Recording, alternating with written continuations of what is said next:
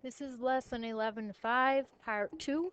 In this lesson, we're going to identify outliers and we're going to calculate and interpret percentiles. First, we will define the outlier.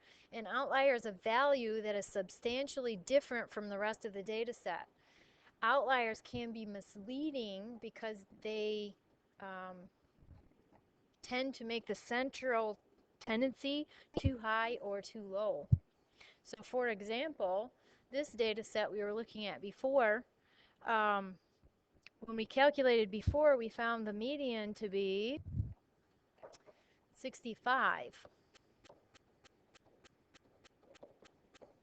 But if you calculate the mean, you will find that the mean comes out to be 67.8.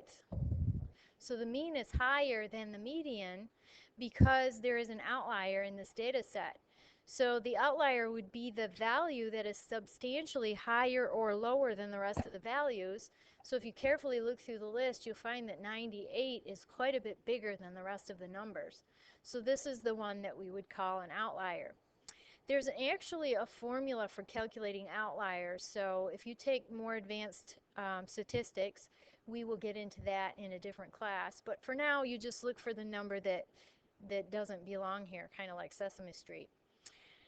So if we have these 7 values here, and these 7 values represent temperatures in Lake Michigan at 7 different locations, you might think that 98 is a misread.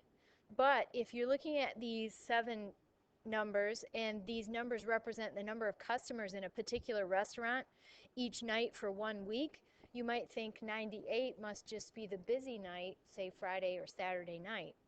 And so whenever you see an outlier, you have to figure out why that number is there. Is it a misprint, or is it actually a larger number on purpose? Okay, our last topic here in lesson 11.5 is about percentile. If you remember, in the last lesson we talked about quartiles. Quartiles divide the data into quarters.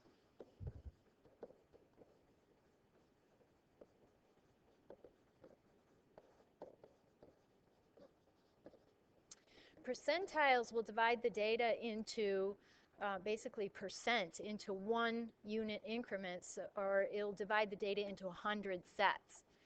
So if we're looking for the 63rd percentile,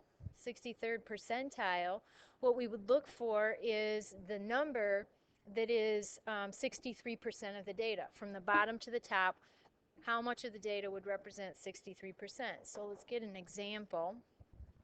Suppose we have these numbers, and these scores represent midterm test scores for a Spanish class.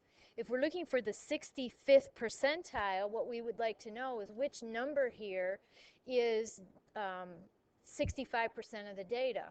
So if you count the number of tests, there are 20 test takers here.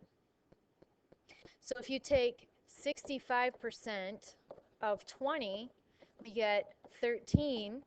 So the 13th data value will be the 65th percentile. So if we count 1, 2, 3, 4, 5, 6, 7, 8, 9, 10, 11, 12, 13, right there. 82 is the 65th percentile.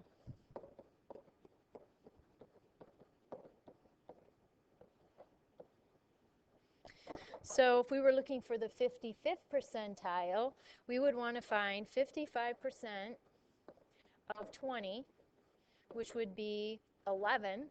So the 11th value would be 79. And the 95th percentile would be 95% of 20, which is 19. So the 19th data value is 98. So that's how you do percentiles. There's a little bit more to this lesson 11.5 that has to do with using your graphing calculator, so we will do that in class. So that's it for now.